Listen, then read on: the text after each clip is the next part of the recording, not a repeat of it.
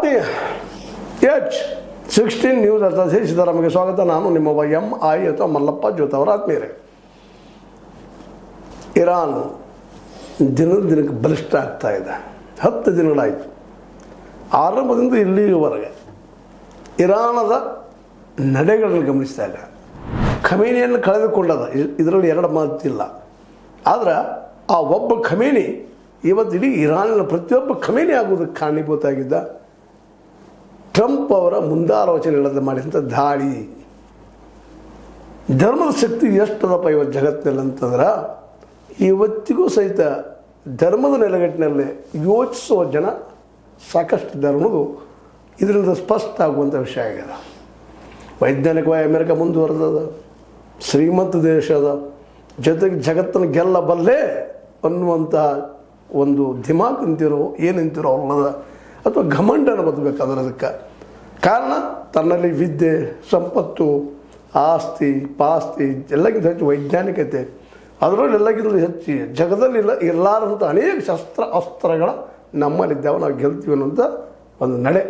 ಈ ನೆಲೆಯಲ್ಲೇ ಆರ್ಥಿಕವಾಗಿ ಇಡೀ ಜಗತ್ತನ್ನು ತನ್ನ ಕಪಿಮುಷ್ಟಿಯಲ್ಲಿ ಆಳಬೇಕು ಅನ್ನೋ ದೃಷ್ಟಿ ಇಟ್ಕೊಂಡು ಚೈನಾ, ರಷ್ಯಾ, ಭಾರತ, ಬ್ರೆಜಿಲ್ ಇವುಗಳ ಮ್ಯಾಲೆಲ್ಲ ತನ್ನ ದಬ್ಬಾಳಿಕೆಯನ್ನು, ಜೊತೆಗೆ ಇಡೀ ವಿಶ್ವದ ತೈಲ ಇವತ್ತು ಮುಖ್ಯವಾಗಿ ವಿಶ್ವ ನಿಂತಿದ್ದು ಇವತ್ತು ತೈಲದ ಮೇಲೆ, ಅದು ಈ ಡೀಸೆಲ್ ಮತ್ತು ಪೆಟ್ರೋಲ್ ಇವುಗಳ ಮೇಲೆ ಇದರ ಆಧಿಪತ್ಯವನ್ನು ತಾವನ್ನೊಬ್ಬನೇ ಸಾಧಿಸಬೇಕು ಅನ್ನೋ ಉದ್ದೇಶದಿಂದ ದುರುದ್ದೇಶದಿಂದ ಎಲ್ಲ ಕಡೆಗೂ ನೋಡಿ ಒಂದು ದೇಶ ವೆನೆಜುವೆಲಾ, ಅಲ್ಲಿಯ ಒಬ್ಬ ಅಧ್ಯಕ್ಷರನ್ನು ಒಂದು ಏನೋ ಕೈಯಲ್ಲಿ ಹಿಡ್ಕೊಂಡು ಹೋಗುವಂಥದ್ದು ಅನುಭವ ನಾವು ಶಬ್ದ ಬಳಸ್ಲಿಕ್ಕೆ ಸಹಿತ ಅಸಹ್ಯ ಅನ್ನಿಸ್ತದೆ. ಅಂಥ ಕೆಲಸ ಮಾಡಿದ್ರು. ಅದೇ ರೀತಿ ಇನ್ನುಳಿದ್ರೆ ನಾವು ಮಾಡಬಲ್ಲೆ. ಇದೇ ಸಂದರ್ಭದಲ್ಲಿ ಭಾರತದ ಮೇಲೂ ಸಹಿತ ಆರ್ಥಿಕವಾಗಿ ಅನೇಕ ದಬ್ಬಾಳಿಕೆ ಮಾತಾಡಿದರು. ನಮ್ಮ ಮೋದಿಯವರು ಮೌನ ಆದರು. ಯಾವ ಕಾರಣಕ್ಕೂ ಗೊತ್ತಿಲ್ಲ, ಬುದ್ಧಿವಂತಿಕೆಯಿಂದ ಆಗಿರ್ಬೋದು, ಬೇಡ ಶಕ್ತಿ ಇಲ್ಲದ್ರಿಂದ ಆಗಿರ್ಬೋದು. ಮೌನ ಏನಪ್ಪ, ಬಂಗಾರ ಹೌದು ಒಪ್ಪು ನಾವು ಮಾತನ್ನು, ಆದರೆ ಎರಡು ಕಾರಣ ಇರ್ತದಲ್ಲಿ. ಒಂದು, ಮೌನ ಇರೋದು ತಮ್ಮಲ್ಲಿ ಅನೇಕ ರೀತಿಯ ವಿದ್ವತ್ತು ಮತ್ತು ನಾನು ಬಲಶಾಲಿ ಅನ್ನುವಂಥ ಕಾರಣಕ್ಕಾಗಿ. ಇನ್ನೊಂದು ಏನೂ ಇಲ್ಲದ ಪರಿಸ್ಥಿತಿ. ನಮ್ಮ ಎದುರಾಳಿ ಆರ್ಥಿಕವಾಗಿ ಬಲಿಷ್ಠಿದ್ದಾಗ, ವೈಜ್ಞಾನಿಕವಾಗಿ ಬಲಿಷ್ಠಿದ್ದಾಗ ನಾವು ಅವ್ರಿಗೆ ಸರೆಂಡರ್ ಆಗುವಂಥ ಒಂದು ನಾವು ಸ್ಥಿತಿಯನ್ನು ನೋಡ್ತಾ ಇರ್ತೀವಿ. ಈ ಎರಡರಲ್ಲಿ ಯಾವುದೋ ಅದು ಮೋದಿಯವ್ರಿಗೆ ಬಿಟ್ಟಂಥ ವಿಷಯ. ಈ ಎಲ್ಲ ನೆಲೆಗಟ್ಟಿನಲ್ಲಿ ದಿನದ ದಿನಕ್ಕೆ ರಷ್ಯಾದ ಪುತಿನ್ ಆದರೂ ಸಹಿತ ಅವರು ಯಾಕೋ ಏನೋ ಅಮೆರಿಕ ಎದುರವಾಗಿ ಜೋರ್ದಾರಾಗಿ ಮಾತಾಡಲಿಲ್ಲ. ಆದರೆ ವಿರೋಧ ಇತ್ತು. ಆದರೆ ಚೈನಾ ಒಂದೇ ಸಪ್ರೇಟಾಗಿರೋದ್ರಿಂದ, ಯುರೋಪಿಯನ್ ಯೂನಿಯನ್ ಎಲ್ಲ ವಿರೋಧ ಮಾಡೋದ್ರಿಂದಾಗೆ ಚೈನಾ ಒಂದರಿಂದ ಏನು ಆಗುವುದಿಲ್ಲ ಅನ್ನುವಂಥ ಒಂದು ಬಲಾಢ್ಯ ನಂಬಿಕೆಯೋ, ಜೊತೆಗೆ ಇರಾನ್ ಒಂದು ಡಿಕ್ಟೇಟರ್ ದೇಶ, ಧರ್ಮಾಂಧ ದೇಶ, ಅಲ್ಲಿ ಜನ ಖಮೇನಿಯನ್ನು ವಿರೋಧ ಮಾಡ್ತಾರೆ ಅನ್ನುವಂಥ ಮೂಢ ಭಾವನೆಯಿಂದ ಅಥವಾ ಪೂರ್ವಾಗ್ರಹ ಪೀಡಿತದಿಂದ ತಾನೊಬ್ಬನ ಜಗದ ನಾನು ಪ್ರಜಾಪ್ರಭುತ್ವವಾದಿ, ಎಲ್ಲರಲ್ಲೂ ಸಮಾನತೆ ಬಯಸುವಂಥವನು ಅಂತ ಏನೇನು ಹೇಳ್ಕೊಂಡ ಕನಸುಗಳ ಜಗತ್ತಿಗೆ ಕಟ್ಟಿ, ಅದರ ಜೊತೆಗೆ ಈ ಮಧ್ಯ ಏಷ್ಯಾದ ಈ ಅರಬ್ ದೇಶಗಳಿಗೆಲ್ಲ ಹೌದು ಅಮೇರಿಕ ಭಾಳ ಬಲಿಷ್ಠದ, ಶಕ್ತಿಶಾಲಿ ಅದ, ಅದು ನಂಬಿಕೊಂಡು ಹೋದ್ರೆ ನಾವು ಸುರಕ್ಷಿತವಾಗಿರ್ತೀವಿ ಅನ್ನುವಂಥ ಒಂದು ಭ್ರಮೆಯನ್ನು ನಿರ್ಮಾಣ ಮಾಡಿತ್ತು ಅಮೇರಿಕ. ಆ ಭ್ರಮೆಗಳೆಲ್ಲ ಅದ್ರ ಜೊತೆಗೆ ಇಸ್ರೇಲಿನ ಹುಂಬತನ, ಭಾಳ ಬುದ್ಧಿವಂತರು ಇಸ್ರೇಲ್ದವರು, ಅದರಲ್ಲಿ ಎರಡು ಮಾತೇ ಇಲ್ಲ. ಇಲ್ಲಿವರೆಗೆ ಅವರು ಆಡಿದಂಥ ಎಲ್ಲ ಯುದ್ಧಗಳಲ್ಲೂ ಗೆಲ್ಲುತ್ತಾ ಬಂದಂಥವ್ರು. ಆದರೆ ಅಮೇರಿಕ ಒಂದು ಸೋತಿದ್ದೇನಂದು ಮರ್ತದ. ಅಮೇರಿಕ ವಿಯೆಟ್ನಾಮ್ ಅಂತ ಒಂದು ಸಣ್ಣ ದೇಶ, ಅಲ್ಲಿಯ ಒಂದು ಸಂಘಟಿತ ಹೋರಾಟದಿಂದ ಅಮೇರಿಕ ಕಾಲ್ಕಿತ್ತು ಓಡಿ ಬಂದಿದ್ದನ್ನು ಇತಿಹಾಸದಲ್ಲಿ ಮರ್ತದಂಗೆ ಕಾಣ್ತದೆ. ಆ ಘಟನೆ ಇವತ್ತು ಆಗ್ಲಿಕ್ಕೆ ಎತ್ತಿರ್ಬೋದು ನಮ್ಮ ಟ್ರಂಪ್ ಅವರಿಗೆ. ಯಾಕಂದರೆ ಇಲ್ಲೂ ಪರಿಸ್ಥಿತಿ ಅದೇ ರೀತಿ ಆಗ್ತಾಯಿದೆ ಅಂತ. ಯಾವ ಒಂದು ಅರಬ್ ರಾಷ್ಟ್ರಗಳಲ್ಲಿ ತನ್ನ ಪ್ರಭುತ್ವವನ್ನು ಸಾಧಿಸಿತ್ತು, 18-20 ಕಡೆಗಳಲ್ಲೆಲ್ಲ ತನ್ನ ಬೇಸ್ಗಳನ್ನು, ಏರ್ ಬೇಸ್ ಇರ್ಬೋದು, ನೌಕಾ ಬೇಸ್ ಇರ್ಬೋದು, ಎಲ್ಲನೂ ಮಾಡ್ಕೊಂಡು ಯುದ್ಧ ನೌಕೆ ಇಟ್ಕೊಂಡು, ಅಬ್ರಾಹಂ ಲಿಂಕನ್ ಒಂದು ದೊಡ್ಡ ಒಂದು ಯುದ್ಧ ನೌಕೆ ಇಟ್ಕೊಂಡು ಯುದ್ಧಕ್ಕೆ ಬಂದಿದ್ದ, ಕಾಲಕ್ಕೆದ್ರೆ ಯುದ್ಧಕ್ಕೆ ಬಂದಿದ್ದರು ನಮ್ಮ ಟ್ರಂಪ್. ಮತ್ತು ಜೊತೆಗೆ ನೆತನ್ಯಾಹು ಸ್ವಂತ ಬಲ ಇಲ್ಲ, ಆದರೆ ಒಳ್ಳೆಯ ಬುದ್ಧಿವಂತರು. ಅಮೇರಿಕ ಸಹಾಯದಿಂದ ಜಗತ್ತಿನ ಅರಬ್ ದೇಶಗಳನ್ನು ಅಂಜಿಸಿಕೊಂಡು ಬದುಕಿದಂಥವ್ರು. ಇರಾನ್, ಇರಾಕ್, ಈ ಅರಬ್ ಕಂಟ್ರಿಗಳನ್ನೆಲ್ಲ ಅಂಜಿಸಿಕೊಂಡು ತನ್ನ ದೇಶವನ್ನು ವಿಸ್ತಾರ ಮಾಡ್ತಾ, ಲೆಬನಾನ್ ಆಗಿರ್ಬೋದು, ಬಾಜು ನಮ್ಮದು ಜೋರ್ಡಾನ್ ಆಗಿರ್ಬೋದು, ಅದೇ ಕಾಲಕ್ಕೆ ಗಾಜಾ ಪಟ್ಟಿಲಿರ್ತಿರ್ತ ನಮ್ಮ ಹಮಾಸ್ ಆಗಿರ್ಬೋದು, ಅನೇಕರನ್ನ ಹಿಜ್ಬುಲ್ಲಾಗಳಾಗಿರ್ಬೋದು, ಇವರೆಲ್ಲರನ್ನೂ ಕಂಟ್ರೋಲ್ಗೆ ತಂದುಕೊಂಡು ಆಳ್ತಾ ಇದ್ದಂಥ ಇಸ್ರೇಲಿಗೂ ಸಹಿತ ಅಹಂಕಾರ ಇತ್ತು. ಅದಕ್ಕೂ ಇವರಿಬ್ಬರು ಕೂಡಿ ಈ ಒಂದು ಇರಾನ್ ಮೇಲೆ ಬಿದ್ದಾಗ ಇರಾನ್ನಲ್ಲೂ ಸಹಿತ ಅಹಂಕಾರ ಇತ್ತು. ಆದರೆ ಅಷ್ಟರಲ್ಲೇ ಇರಾನ್ನಲ್ಲಿದ್ದಂಥ ಒಂದು ಧಾರ್ಮಿಕ ಮನೋಭಾವ ಆಗಿರ್ಬೋದು, ಅಥವಾ ಖಮೇನಿ ಹೋದ ತಕ್ಷಣ ಇರಾನ್ ನಮ್ದು ಆಗ್ತಂತ ತಿಳ್ಕೊಂಡಂಥ ಭ್ರಮೆಯಲ್ಲಿದ್ದಂಥ ಟ್ರಂಪ್ ಅವರು ಮೊದಲ ದಿನವೇ ನಮ್ಮ ಖಮೀನಿಯನ್ನು ಹಾರಿಸಿ ಹೋಗಿದ್ದು ಅವ್ರ ಸಂಬಂಧಿಕರನ್ನ ಜೊತೆಗೆ ಅವ್ರ ಕಮಾಂಡರ್ಗಳೆಲ್ಲ ಒಂದೇ ಉಸಿರಿಗೆ ಹೊರ ತೆಗೆದಾಗ ಸಹಜವಾಗಿ ಇರಾನ್ ಬಗ್ಗೆ ಹೋಗಿಬಿಡ್ತು ಅಂತ ತಿಳ್ಕೊಂಡು ಇವರು ಖುಷಿ ಪಡುವ ಸಂದರ್ಭದಲ್ಲೇ ಇಡೀ ಇರಾನ್ ಸಡದ್ ನಿಂತ ಯುದ್ಧಕ್ಕೆ ನಿಂತ ಯಾವ ಅರಬ್ ದೇಶಗಳ ನೆಲೆಗಳಿಂದ ಬೇಸ್ಗಳಿಂದ ಇರಾನನ್ನು ಕಬ್ಜಾ ಮಾಡ್ಕೊಳ್ಬೇಕು, ಇರಾಕದ ಬೇಸ್ಗಳಿಂದ ಕಬ್ಜಾ ಮಾಡ್ಕೊಳ್ಬೇಕು ಅಂತಂದಿದ್ರು. ಎಲ್ಲ ಬೇಸ್ಗಳ ಮೇಲೆ ಕ್ಷಿಪಣಿ ದಾಳಿಗಳು ಸೋರು ಹೊಡೆದ ಇವತ್ತು ಅವೆಲ್ಲರೂ ಬೆದರಿ ಏನೂ ಮಾಡಲಾರ ಸ್ಥಿತಿ ಬಂದಿರಿಸಿದಂಥ ಒಂದು ಸಾಹಸವನ್ನು ಇರಾನ್ ಮಾಡಿತ್ತು.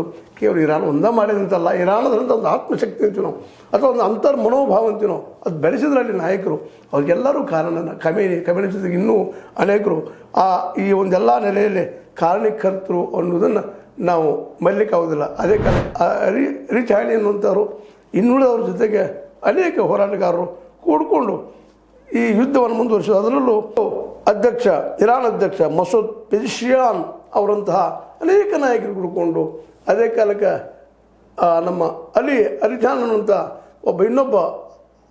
ಒಬ್ಬ ಚಿಂತಕ ಆಗಿರ್ಬೋದು ಅಥವಾ ಯುದ್ಧ ಪರಿಣಿತನಾಗಿರ್ಬೋದು. ಅವ್ರ ಜೊತೆ ಇನ್ನೂ ಅನೇಕರು, ಒಬ್ಬರಂತಲ್ಲ, ಒಂದರಿಂದ ಎಲ್ಲರೂ ಖಮೇನಿಗಳಾಗಿ ಇವತ್ತು ಇಸ್ರೇಲ್ ಮತ್ತು ಅಮೇರಿಕ ನೆಲೆಗಳು ತ್ರಾಯಿ ಅನ್ನುವಂಥ ಪರಿಸ್ಥಿತಿ ಬಂದ ಇವತ್ತು ಜಗತ್ತಿನ ಮುಂದೆ ಅಮೇರಿಕನ ನಂಬಿದ್ರೆ ಇದು ರಕ್ಷಣೆ ಮಾಡ್ತದ ಅನ್ನುವಂತಹ ಭಾವಗಳಿಂದ ಹೊರಗೆ ಬರುವಂಥ ಸ್ಥಿತಿ ಇವತ್ತು ನಿರ್ಮಾಣ ಆಗಿದೆ. 15 ದಿನಗಳಲ್ಲಿ ಅಮೇರಿಕದಿಂದ ಎಲ್ಲ ಸಾಧ್ಯ ಇಲ್ಲ, ನಾವು ಭ್ರಮೆಗೆ ಒಳಗಾಗಿದ್ದೀವಿ, ನಾವು ಒಗ್ಗಟ್ಟಾಗಿ ಹೋರಾಟ ಮಾಡಿದ್ರೆ ಅಮೇರಿಕನ್ ಎದುರಿಸಬಲ್ಲೆವು ಅನ್ನುವಂಥ ಮಾತನ್ನು ಇವತ್ತು ಜಗತ್ತಿಗೆ ಪರಿಚಯಿಸಿಕೊಟ್ಟಂಥ ಕೆಲಸ ಇರಾನ್ ಮಾಡಿದೆ. ಅದರಿಂದ ಇವತ್ತು ಚೈನಾ ಮತ್ತು ಅದೇ ಕಾಲ ರಷ್ಯಾ ಬಂದು ನಿಂತಿದ್ದು ನಾವಿಲ್ಲಿ ಗಮನಿಸಬೇಕಾಗಿದೆ. ಯಾಕಪ್ಪ ಅಂದ್ರೆ ಅವರು ಸಹಾಯ ಮಾಡಿದರು, ಅದು ಹೋರಾಡೋರು ಯಾರು? ಇರಾನಿಯರು. ಇಲ್ಲಿ ನಾವು ಇದನ್ನು ಹೇಳ್ತಾ ಇದ್ದೀವಿ, ಮೇಲಿಂದ ಅಮೇರಿಕ ಸಹಾಯನೂ ಮಾಡ್ತದೆ. ಅದರಲ್ಲಿ ನೆಲೆ ನಿಂತ ಅರಬ್ ದೇಶದ ನಡುವೆ ನಿಂತುಕೊಂಡು ಹೋರಾಟ ಮಾಡಿದ್ದು ಇಸ್ರೇಲ್ ಸಹ ಸಾಣದಲ್ಲ, ಆದರೆ ಅತಿ ಆತ್ಮವಿಶ್ವಾಸವಂತ ಇಸ್ರೇಲ್ಗೂ ಸಹಿತ ಮುಳುವಾಗಿದೆ ಅಂತ. ಇವತ್ತು ಇರಾನ್ ಮೇನ್ ಟಾರ್ಗೆಟ್ ಮಾಡಿದ್ದು ಇಸ್ರೇಲನ್ನು. ಯಾಕಂದರೆ ಅಮೇರಿಕ ದೂರದಲ್ಲದ ಅಲ್ಲಿ ಹೊಡೆದು ಬರಲಿಕ್ಕೆ ಸಾಧ್ಯ ಇಲ್ಲಂಥ ಪರಿಸ್ಥಿತಿ ಅದು. ಅದಕ್ಕಾಗಿ ಇಸ್ರೇಲ್ನ ಹೊಡೆಯುವಂಥದ್ದು, ಇಸ್ರೇಲ್ ಖುಲ್ಲ ಮಾಡಿಬಿಡುವಂಥದ್ದು ಆ ರೀತಿ ದಾಳಿ. ಅದೇ ಕಾಲಕ್ಕೆ ಅಮೇರಿಕ ಮತ್ತು ನಮ್ಮ ಇಸ್ರೇಲ್ ಕೂಡ ಇರಾನನ್ನು ಪೂರ್ತಿಯಾಗಿ ಮುಗಿಸೇ ಬಿಡಬೇಕು ಅನ್ನುವಂಥ ಸ್ಥಿತಿಗೆ ಬಂದು ನಿಂತಿದ್ದನ್ನು ಗಮನಿಸಿದಾಗ ಈ ಒಂದು ಯುದ್ಧ ಎಲ್ಲಿಗೆ ಅಂತ್ಯ ಆಗ್ಬೋದು ಅನ್ನೋ ನಡುವನ ಇವತ್ತು ಈಗ ನಿಮಗೆ ಹೇಳಿದಾಗ ಖಮೇನಿ ನಂತರ ಯಾರಪ್ಪ ಅಲ್ಲಿ ಲೀಡರ್ ಅನ್ನೋದಕ್ಕೆ ಲೀಡರ್ ಅಷ್ಟೇ, ಹೆಸರಿಗೆ ಲೀಡರ್ ಅಷ್ಟೇ. ಅವರ ಮಗ ಮೊಸ್ತಫಾ ಖಮೇನಿ ಅವರು ಇವತ್ತು ಅವ್ರು ಘೋಷಣೆ ಮಾಡ್ಕೊಳ್ತಾರೆ ನಮ್ಮ ಲೀಡರ್ ಅಂತೇಳಿ. ಒಟ್ಟಾರೆಯಾಗಿ ಈ ಎಲ್ಲ ಡೆವಲಪ್ಮೆಂಟ್ ನೋಡಿದಾಗ ಈ 10 ದಿನಗಳಲ್ಲಿ ಸಾಕಷ್ಟು ಹೊಡೆತನ್ನು, ಸಾಕಷ್ಟು ಆರ್ಥಿಕ ಲಾಸನ್ನು ಅಮೇರಿಕ ಮತ್ತು ಇಸ್ರೇಲ್ ಅನುಭವಿಸಿದವ. ಜೊತೆಗೆ ಇಸ್ರೇಲಿಗೆ ನಾನು ಯಾಕಾದರೂ ಯುದ್ಧ ಕೇಳಿದಿರೋ ಅನ್ನುವಂಥ ಪರಿಸ್ಥಿತಿಗೆ ನಿಧಾನಕ್ಕೆ ಬರುವಂಥ ಹಂತಕ್ಕೆ ಬಂದಿರ್ತಾ ಇದೆ ಅಂತ ಕೆಲವೊಂದಷ್ಟು ವರದಿಗಳು ಈ ರೀತಿ ಬರ್ತಾ ಇದ್ದಾವೆ. ಇಸ್ರೇಲ್ನಲ್ಲಿದ್ದಂಥ ಯಹೂದಿಗಳು ಕೆಲವೊಂದಿಷ್ಟು ದೇಶ ಬಿಟ್ಟು ಓಡಿ ಹೋಗ್ತಾ ಇದ್ದಾರೆ ಅನ್ನೋಂಥ ಸುದ್ದಿಗಳು ಇದ್ದಾವೆ. ಆದರೆ ಎಷ್ಟು ಮಟ್ಟಿಗೆ ಇದು ನಿಜ ಆಗ್ತದೋ ಏನೋ ಗೊತ್ತಿಲ್ಲ. ಬಟ್ ನಿನ್ನೆ ರಾತ್ರಿ ಮತ್ತು ಇವತ್ತು ಇಸ್ರೇಲ್ ಮತ್ತು ಅಮೇರಿಕ ನಮ್ಮ ಬಾಂಬ್ ಆಗಿರ್ಬೋದು ಮತ್ತನಾಗಿರ್ಬೋದು ಎಲ್ಲ ಬಂಬಾರ್ಡ್ಮೆಂಟ್ ಮಾಡಿ ಇಡೀ ಇರಾನನ್ನು ನೆಲಸಮ ಮಾಡಬೇಕು ಅನ್ನೋಂಥ, ನಾಶ ಮಾಡಿಬಿಡ್ಬೇಕು ಅನ್ನೋಂಥ ಹಂತಕ್ಕೆ ಹೋಗ್ತಾ ಇದೆ ಅನ್ನೋದನ್ನು ನಾವು ಗಮನಿಸಿದಾಗ, ಅದರಲ್ಲೂ ಡೊನಾಲ್ಡ್ ಟ್ರಂಪ್ ಅವರು ಸ್ವಚ್ಛ ಹೇಳ್ತಾ ಇದ್ದಾರೆ, ಇರಾನ್ ಜೊತೆ ಮಾತುಕತೆ ನಮಗೆ ಆಸಕ್ತಿ ಇಲ್ಲ, ಅಲ್ಲಿನ ಎಲ್ಲ ಸಂಭಾವ್ಯ ನಾಯಕರನ್ನು ಹತ್ಯೆಗೈಯುವುದು ಮತ್ತು ಮಿಲಿಟ್ರಿಯನ್ನು ಸಂಪೂರ್ಣ ನಾಶವಾಗಿಸುವುದೇ ನಮ್ಮ ಗುರಿ, ಪೂರ್ಣವಾದ ನಾಶ ಮಾಡಿಬಿಡ್ತೀವಿ, ಅದು ನಮ್ಮ ಗುರಿ ಅನ್ನೋ ಬಗ್ಗೆ ಮಾತಾಡ್ತಾ ಇದ್ದಾರೆ. ಇದು ಯಶಸ್ವಿ ಆಗ್ತಿದಾರ ಎಲ್ಲ ವಿಯೆಟ್ನಾಂನಿಂದ ಓಡಿ ಹೋದಂಥ ಪರಿಸ್ಥಿತಿ ಟ್ರಂಪ್ ಅವ್ರಿಗೆ ಬಂದಿತ್ತ. ಯಾಕೆಂದರೆ ಅವ್ರಿಗೂ ಈಗ ಹುಡುಕಾಡ್ತಿದ್ದ ಅಮೇರಿಕಾದಲ್ಲಿಯೂ ಸಹಿತ ಅಲ್ಲಿ ಜನ ವಿರೋಧ ಮಾಡ್ತಾ ಇದ್ದಾರೆ, ಯುದ್ಧ ಆಗಬೇಕಾಗಿತ್ತು ಅಂತೇಳಿ. ಆದರೆ ಇದು ಎಷ್ಟು ಮಟ್ಟಿಗೆ ಯಾವ ರೂಪ ಪಡೀತದ ಅನ್ನೋದು ಮಾತ್ರ ಇವತ್ತಿನ ಹೇಳಲಿಕ್ಕೆ ಸಾಧ್ಯ ಇಲ್ಲ. ಎರಡೂ ಮತಗಜಗಳನ್ನು ಇಬ್ಬರಲ್ಲೂ ಶಕ್ತಿ ಇದೆ ಗೆಲ್ಲಬೇಕು ಅನ್ನೋಂಥದ್ದು. ಯಾರು ಗೆದ್ರೂ ಒಂದು ಮಾತು ಹಿಂದೆ ಹೇಳಿದ್ದೀನಿ ನಿಮ್ಗೆ, ಗೆದ್ದವ ಸೋತವ ಸತ್ತ ಅನ್ನುವಂಥ ಪರಿಸ್ಥಿತಿ ಇಲ್ಲೇ ನಿರ್ಮಾಣ ಆಗಿದ್ದು ನಾವು ನೋಡಿದಾಗ. ಆದರೆ ಈ ಒಂದು ಇವತ್ತಿನ ನೆಲೆಗಟ್ಟಿನಲ್ಲಿ ಹೇಳೋದಾದ್ರೆ ಇರಾನ್ ಮಾತ್ರ ಅಮೇರಿಕಾಗೆ ಚಳ್ಳಿ ಹಣ್ಣು ತಿನ್ನಿಸಿದೆ ಅನ್ನೋದ್ರಲ್ಲಿ ಎರಡು ಮಾತು ಇಲ್ಲ. ನೋಡ್ರಿ ಏನಾಗ್ತದೆ ಮುಂದಿನ ಕೆಲವು ದಿನಗಳಲ್ಲಿ ಏನೇನು ಆಗಬಹುದು ಅಂತೇಳಿ. ಯಾಕಂದ್ರೆ ಆಲ್ರೆಡಿ 1 ತಿಂಗಳು ಹೋಗ್ತದೆ ಅಂತ ಹೇಳಿದ್ದಾರೆ ನಮ್ಮ ಟ್ರಂಪ್ ಸಾಹೇಬರು. 1 ತಿಂಗಳು ಹೋಗ್ತದನೋ 2 ತಿಂಗಳು ಹೋಗ್ತದನೋ ಅಥವಾ ನಿರಂತರ ಯುದ್ಧ ಆಗ್ತದನೋ. 15 ವರ್ಷ ಯುದ್ಧ ಆಗಿದೆ ಯಾರ ನಡಕ? ಇರಾಕ್ ಮತ್ತು ಇರಾನ್ ಮಧ್ಯದಲ್ಲಿ ಗಲ್ಫ್ ವಾರ್, ಕಾಡಿ ಯುದ್ಧ ಅಂತ ಪ್ರಸಿದ್ಧ ಆಗಿತ್ತು, ಕೊಲ್ಲಿ ಯುದ್ಧ ಅಂತೇಳಿ. ಹಾಗೇನಾದರೂ ಆಗ್ತದನ ಯಾರಿಗೆ ಗೊತ್ತು. ಯಾಕಂದ್ರೆ ಇಂಗ್ಲೆಂಡ್ ಫ್ರಾನ್ಸ್ಗಳು 200 ವರ್ಷಗಳವರೆಗೆ ಯುದ್ಧ ಮಾಡಿದ್ದರೆ ಇತಿಹಾಸ ಇದೆ. ಎಷ್ಟು? 200 ಇಯರ್ಸ್ ಸದ ಯುದ್ಧ ಮಾಡಿ ಮಾಡಿ ಮಾಡಿ ಕೊನೆಗೆ ಬಲಿಷ್ಠರಾದರೂ ಏನಾದರೂ ಈಗ ನೋಡ್ತಾ ಇದ್ದೀವಿ ಫ್ರಾನ್ಸ್ ಮತ್ತು ಇಂಗ್ಲೆಂಡ್. ಇದು ಯಾವ ರೂಪ ಪಡಿಬೋದು ನೋಡು ನಾವು ನೀವು ಅಂತ ಹೇಳ್ತಾ ಇದು ನಿಮ್ಮ ಲೈಕ್ ಆಗಿರ್ಬೋದು. ಲೈಕ್ ಮಾಡಿ ಶೇರ್ ಮಾಡಿ ಕಮೆಂಟ್ ಮಾಡಿರಿ. ಜೊತೆಗೆ ಸಬ್ಸ್ಕ್ರೈಬ್ S16 ನ್ಯೂಸ್ ಅರ್ಥ ದೇಶ ತರಬಹುದು ಸತ್ಯದ ಕೈಗಳಲ್ಲಿ ವಂದನೆಗಳು.